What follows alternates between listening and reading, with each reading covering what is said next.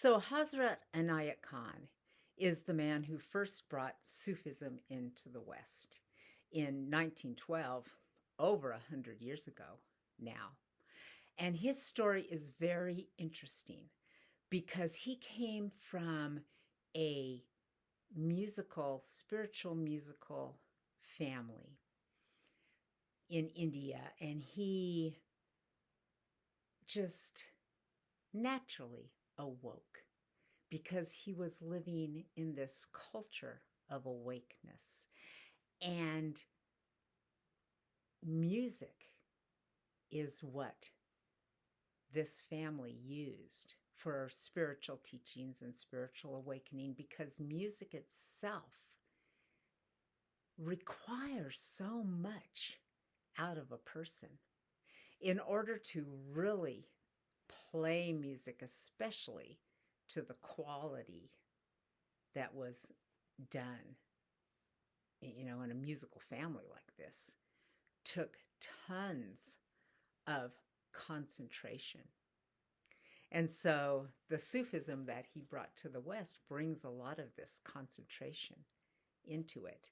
And not only does it require a lot of concentration, but it requires understanding how harmonies and notes and rhythm intersect with each other and blend with each other.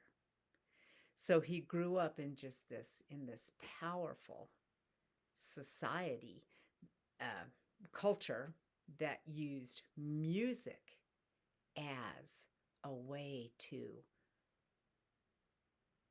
disappear into reality. A musician, when they're really playing, isn't an ego playing. It's the years of developing your muscles and your breath so that you can lay within the melody that you're playing, that makes the music happen. So he came from this very refined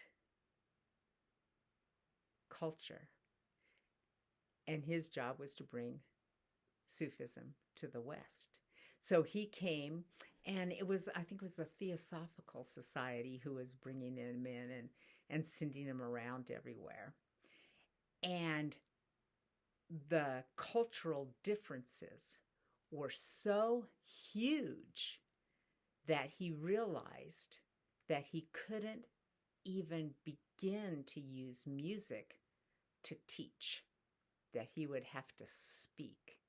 And so he then began a process of trying to translate his knowledge, not only from his native language into Western languages, but from music itself into a reality that is not so obviously harmonized.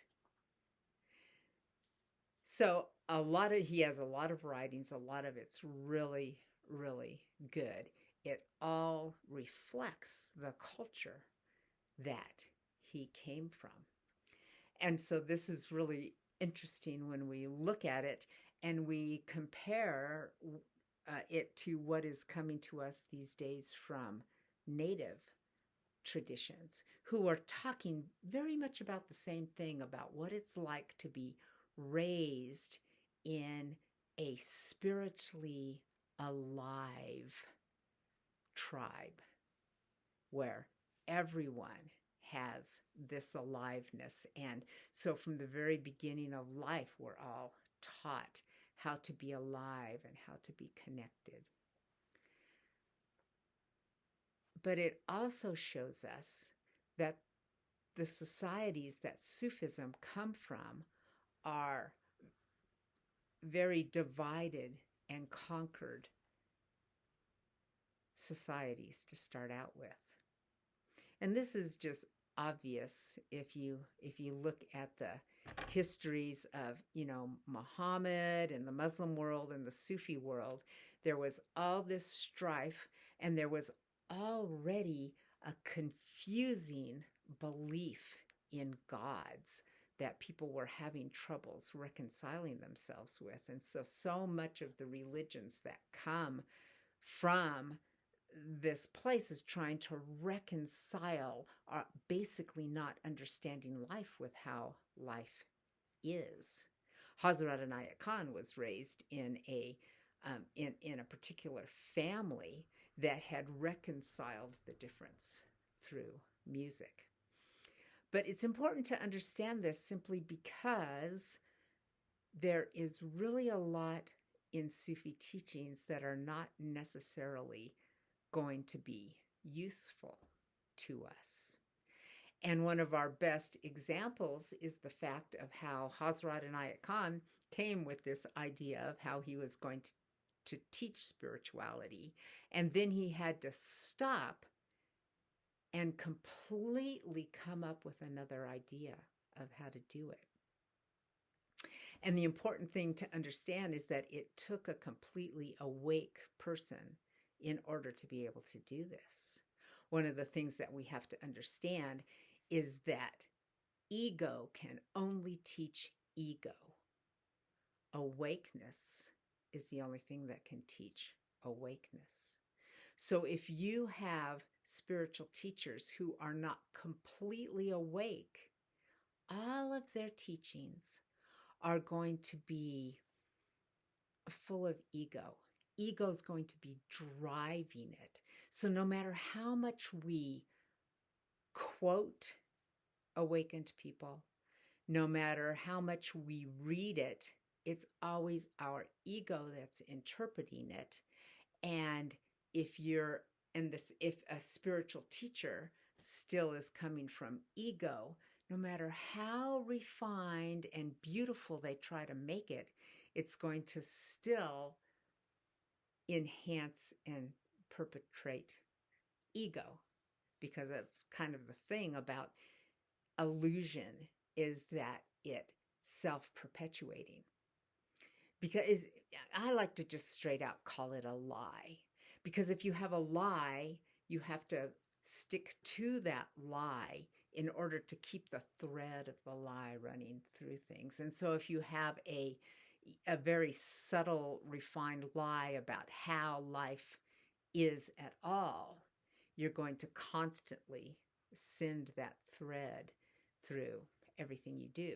So this is one of the reasons why Eastern traditions require a spiritual teacher to be awake and to be certified, recognized by their predecessors as awake before they're allowed to teach. As a matter of fact, in Sufism, I've heard, a person does not become a murshid until they have awakened to people.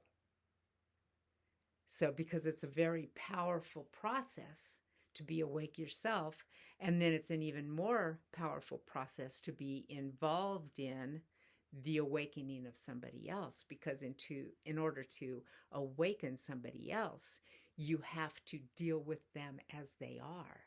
You can't just spout out old sayings and contribute to the awakening of somebody else. So we can learn all of these things by looking at Hazrat Inayat Khan. And we're working on the thread of die before you die. So Hazrat Inayat Khan had died, had allowed his ego and his nafs to completely dissolve before he came and tried to teach. And that's why he was able to change and adjust to the society that he was in.